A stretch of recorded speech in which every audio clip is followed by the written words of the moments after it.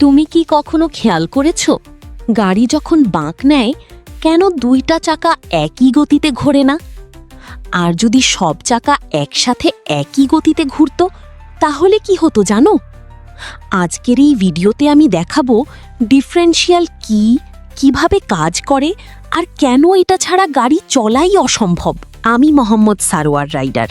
ধরো তুমি একটা গাড়ি নিয়ে বাঁক নিচ্ছ, বাইরের চাকা বেশি দূরত্ব যায়, ভেতরের চাকা কম দূরত্ব যায়।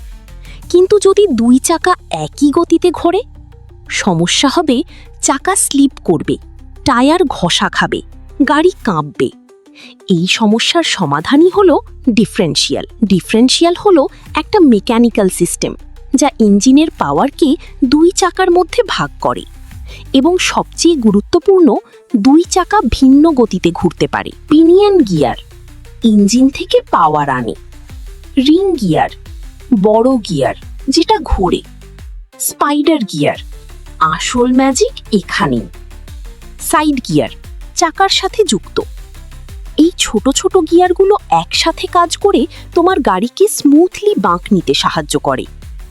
যখন গাড়ি সোজা রাস্তায় চলে, দুই চাকা একই স্পিডে ঘোরে, স্পাইডার গিয়ার ঘোরে না, পুরো ইউনিট ঘোরে। কিন্তু যখন বাঁক নেওয়ার সময় বাইরের চাকা দ্রুত ঘোরে, ভেতরের চাকা ধীরে ঘোরে। স্পাইডার গিয়ার ঘুরে স্পিড ভাগ করে দেয়। এই কারণেই গাড়ি সহজে মোড় নিতে পারে। যদি ডিফারেন্সিয়াল না থাকতো, টায়ার স্কিড করবে, স্টিয়ারিং কন্ট্রোল হারাবে, গাড়ি টান দেবে, বাস্তবে গাড়ি চালানোই কঠিন হয়ে যেত।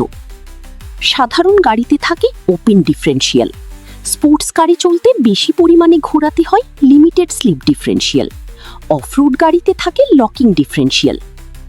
আজ তুমি জানলে একটা ছোট মেকানিজম কিভাবে পুরো গাড়িকে স্মার্ট বানায়।